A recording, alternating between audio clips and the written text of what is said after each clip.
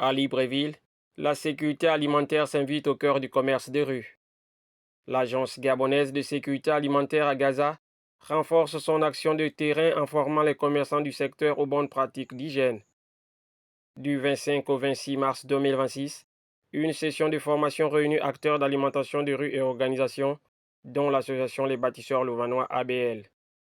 Objectif: professionnaliser un secteur clé du quotidien des populations. Nous sommes ici dans le cadre du programme justement de sensibilisation des acteurs d'alimentation de rue, justement pour répondre au pilier de l'action générale qui est de transformer les pratiques. Pour transformer les pratiques, il y a justement cette phase de sensibilisation, d'écoute, d'échange franc avec les acteurs de chaque secteur. Donc depuis le 17 de ce mois, nous avons commencé une caravane qui se boucle au niveau de Nzayon. Nous avons commencé à Ovando, nous avons continué à Akanda puis à Ntoum. Aujourd'hui, nous sommes au niveau de la mairie du 6e arrondissement pour continuer et boucler cette caravane de sensibilisation des acteurs d'alimentation de rue afin de leur donner les rudiments de leur activité.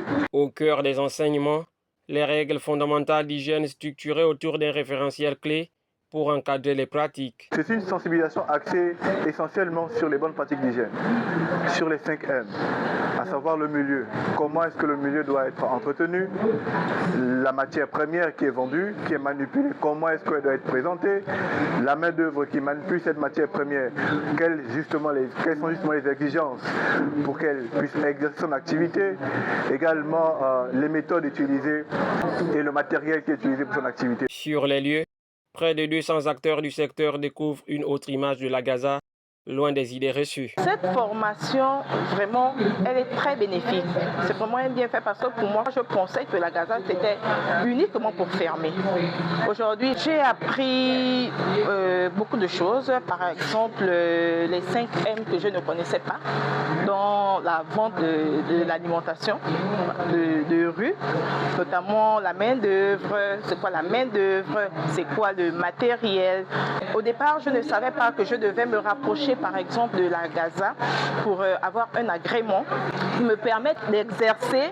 Donc aujourd'hui, grâce à cette formation, je sais déjà que je dois me rapprocher de pour avoir cet agrément-là et voir aussi comment faire pour m'améliorer dans mes conditions de vente. Aux côtés des commerçants, les associations s'impliquent également pour relayer ces bonnes pratiques. Je suis présente à cette formation parce que je suis venue représenter le président qui a été empêché. Cette formation qui concerne la sensibilisation des acteurs de commerce de rue est une formation vraiment qui est capitale aussi pour nous parce que savoir comment il faut adopter les pratiques d'hygiène dans les activités nous amène à comprendre comment il faut d'abord choisir les commerçants qui vendent parce que nous sommes d'abord des consommateurs.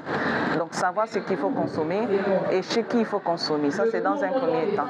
Et dans un second temps, puisque nous, en tant qu'association et que nous avons des activités à venir comme la restauration, ça nous permet aussi de savoir quelles sont les pratiques qu'il faut adopter pour s'engager dans ces activités d'alimentation de rue. Pour l'ABL, cette initiative ouvre des perspectives concrètes d'encadrement et de professionnalisation. La plus-value de cette formation pour notre association sera d'encadrer, outiller nos membres qui seront intéressés de devenir acteurs d'alimentation de rue, leur donner les rouages, leur donner les techniques, les pratiques d'hygiène proposées par la Gaza. À travers cette caravane de sensibilisation, la Gaza mise sur la formation pour transformer durablement le secteur de l'alimentation de rue.